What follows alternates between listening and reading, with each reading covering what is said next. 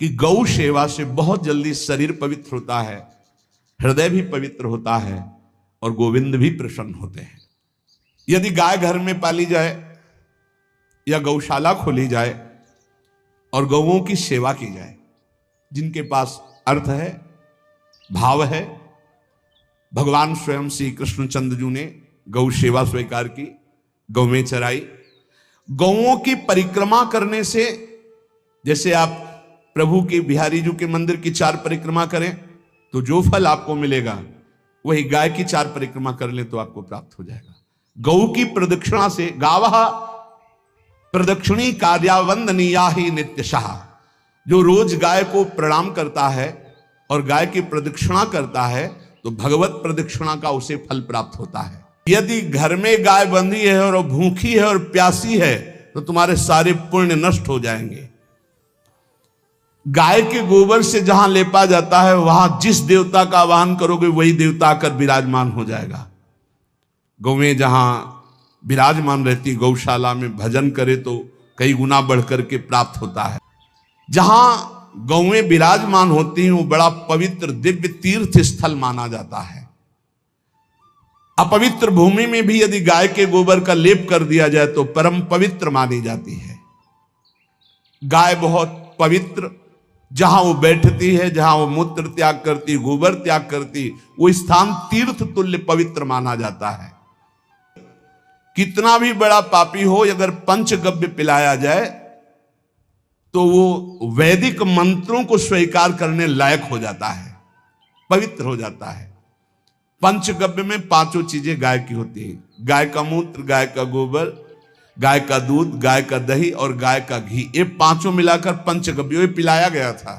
पहली बार जब वैदिक मंत्र दिया गया था तो पंचगव्य बनवाया था गुरुदेव भगवान ने संन्यास, और वो पिलाया था। ये पंचगव्य पिलाने से अपवित्रता का नाश होकर पवित्रता का संचार होता है। इसलिए धन्य है उनका जीवन जो गौ सेवा परायण है, भगवत भाव से।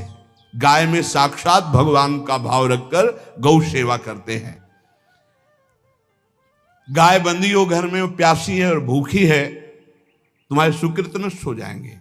तृषिता गौर गृहे बद्धा, क्योंकि तुम्हारे पास है, सेवा करना चाहिए। यो वै गाम प्रतिसिद्धेन तो चरंतिम च स्वतरणम नरहा तस्य पूर्वे च पितरः कंपन्ते पतनोन्मुखा।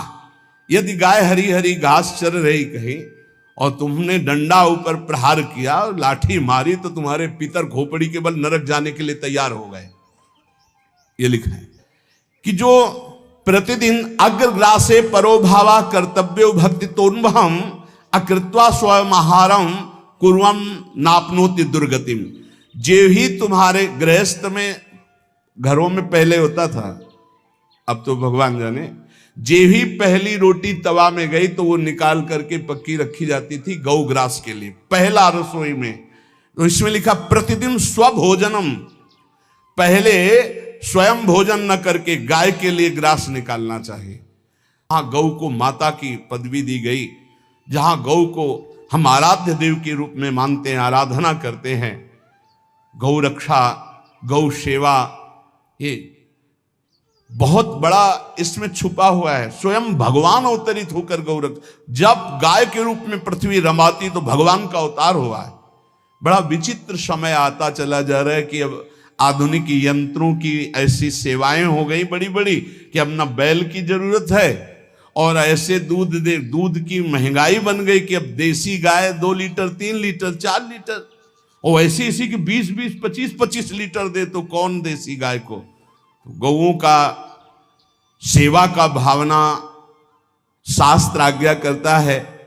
जो प्रतिदिन गौग्रास निकालता है, अर्पित करता है, तो उसको अग्निहोत्र करने का फल मिलता है, उसके पितरों को तृप्ति मिलती है और समस्त देवताओं के पूजन का फल मिल जाता है जो गौग्रास निकाल। जिनके पास अर्थव्यवस्था, जो गृहस्थ धर्म में है या जिनके पास अर्थ है, कुछ रोज 1 रुपया निकालो।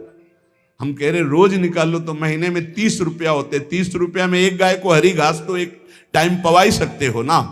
बहुत नहीं है तो 1-1 रुपया निकाल के अगर एक गाय को चारा दोगे तो एक बार का भोजन तो हो ही सकता है। 30 रुपया में हरी घास जाकर के उसके दवा एक बार तो पवा दोगे ना। अग्रग्रासे परोभावा कर्तव्य भक्तितोन हम, भक्ति पूर्वक गाय को एक ग्रास भोजन में 1 रोटी तो निकालना चाहिए गाय के लिए, ऐसा शास्त्र आज्ञा कहता है। जो ऐसा करता है तो अकृत्वा स्वयमाहारम कुर्वन् नाप्नोति दुर्गतिम, अपने आहार से 1 रोटी निकालकर गाय को देता है और स्वयं 3 रोटी भले पाले 1 रोटी गाय को दे दी तो बोले उसकी दुर्गति नहीं होगी, अर्थात उसके अंदर भाव बढ़ता चला जाएगा, वो भगवान की भक्ति में होगी।